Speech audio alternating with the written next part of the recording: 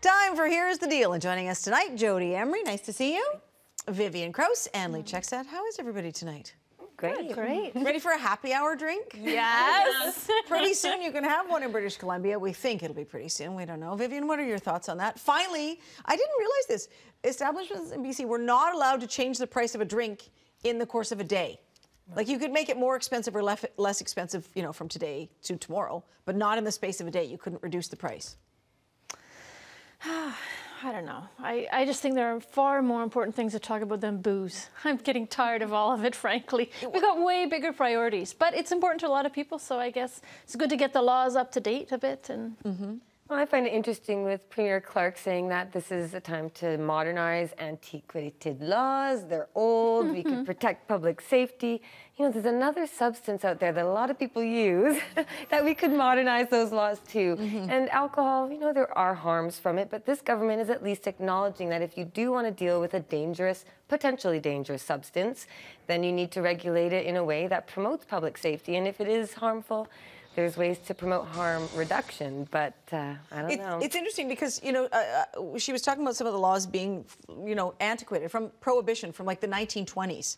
We're almost at the 2020s. Yeah, they are antiquated, and it's about time to make these changes. And this is the last province in the country to allow happy hours, and I think it is time. And people But what about look kids, forward to it. kids in bars, kids in pubs, and not obviously while a raging, you know, it's midnight and you get your toddler over in the corner. yeah. Oh, that I don't think is a good idea because it imposes on all the other people who are there, right? And if there's a child in a pub, I think everybody is going to be more mindful of what they say and do, and maybe that's not fair to everybody else. So That's true. It is a place where adults are supposed to be able to get together and unwind, and people use language that isn't necessarily child appropriate. And I think, yeah, maybe keep the kids in the restaurants. Yeah, that is a good point. I hadn't thought about that, but it is a really good point. At the same time, if you want to go out and have a pub burger with your kids, I think it also brings them up respecting alcohol. This isn't a place where you can't go until you're 19. I think that sort Takes of away some of the mystery. Yeah. Yeah. One thing I think is interesting is, you know, if you look at France, you know, wine is almost a food, right? It's consumed with a meal, and people start giving their children wine diluted with water, you know, at around age 12 or 13.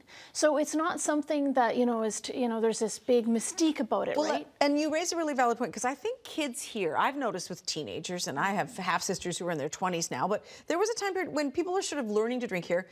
All they do is drink to get drunk. And you don't have to. Like, you can have one glass of wine or one beer or one martini, whatever, to enjoy the flavor, you know, it goes with the food. But we have this mentality of just getting plastered when you're a teenager because you're not, you know, able to get your hands on it. And it's mysterious. And So if it does encourage healthier attitudes, you know, to more moderate use of alcohol, you know, better quality wine and fewer, you know, less amount, maybe that's a good thing.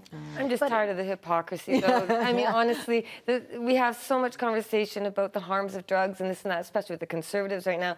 Alcohol, I mean, I'm not saying make it illegal. By all means, no, we have to regulate it. But this is a dangerous substance. I mean, the costs to society from alcohol go far beyond the income we get from the taxation of the sale of alcohol. So it doesn't really win out. In fact, we're subsidizing. I'm subsidizing people's drinking right now. We all are through taxes. But again, you wouldn't want to make it illegal. So this is an interesting subject. But again, the hypocrisy. Can we just talk about the other substances too? All right, Trinity Western, conditional approval for a law school. Yay or nay? Now, this is, I think, a really important topic to talk about because it's just the tip of the iceberg, you know, of a huge discussion of, you know, the evangelical church and what is its position on homosexuality, what about homophobia within the church. And so it raises a lot of other issues that go far beyond just this university opening a law school. But I did contact them today, and I found, I was actually quite surprised because they had asked a number of people. First of all, are gay students allowed to attend the university? Yes, and I've been told actually that they weren't. Even. Oh, no, they are. They yeah, are. They are. Yeah, but then it's interesting because if you read, you know, the student covenant, etc., well, why you'd even want to go be a student at that university I'm not so sure. You know, I certainly would have concerns about if my son or daughter wanted to attend school there to study anything. So I think there's you know, a lot of issues. I think actually the university and the Christian community more broadly probably doing some soul searching on this one, which is good. And there is, of course, a concern that, yeah, they might have a bias against certain types of people, but everybody has biases against different things. And as long as they actually practice what they should be preaching, which is compassion and tolerance and understanding to all other people, you know, as long as they pass the bar exam, I guess then they're allowed to practice law.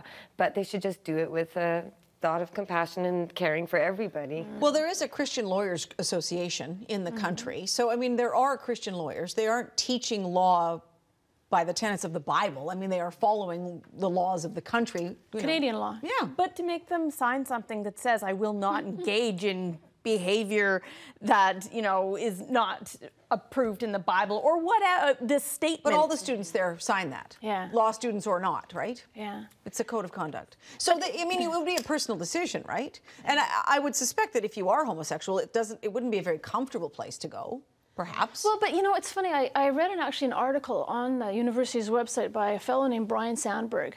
Must be a really courageous guy. And he actually points out, you know, that in his words, homophobia and the intolerance towards anybody based on their sexual orientation as being what he called the most grievous wrongdoing of the church. And they published that. I asked them, you know, do you actually have gay students at the university, or are you just saying that they're allowed to come but nobody ever does? And she said, no. I said, well, what about a student association? You know, what if would a gay or a lesbian student be the only one? You know, would they find any peers? And she said, well, they had students in the past. So I don't know. Maybe the university itself would be the biggest benefactor, just in terms of more tolerance within a student body and perhaps more broadly within the church. You should take a lesson from the Pope. Who got that award from the Advocate today. I'm totally with you on that. Speaking about the Pope, he would probably do this, win $40 million and give it all away. Would you? I'd give a lot away. But you know what? We have other examples of people who have done this before. The Bob Erb, who won $25 million, has donated a lot to charity. And I think that's fantastic. I mean, people would be in a very difficult position once that happens to them. So it's great for him to do that. And what a decent, awesome guy it sounds like. Would I give it all away? Yeah. I give a lot of it away, but I take care of my own family first. I think that's everybody's first responsibility. Take care of your kids and your relatives and your neighbors and your family and your friends, and yeah, give away as much as you can. I'd give Come on, some away. Absolutely. But the one thing that makes me not happy about this story, but I want him to benefit too. Oh, you know what? He's fine. Turns out he was on the golf course in Palm Springs when he heard that he'd won. Oh. And he said his kids are all taken care of, and his wife passed away a couple of years ago, so he's fine. So it's a lovely story, but you just, I mean, even buy yourself a new car, do something for yourself. Well, he shames the rest of us, really. Now we've only, you know when you're at those 50-50 draws? Yes, and you've got to donate the money back. Yeah. Oh, I could give it back to the charity. Of course I will. So, yeah. He's put the pressure on. All right, ladies, thank you so much for joining us. Have a great rest of the week.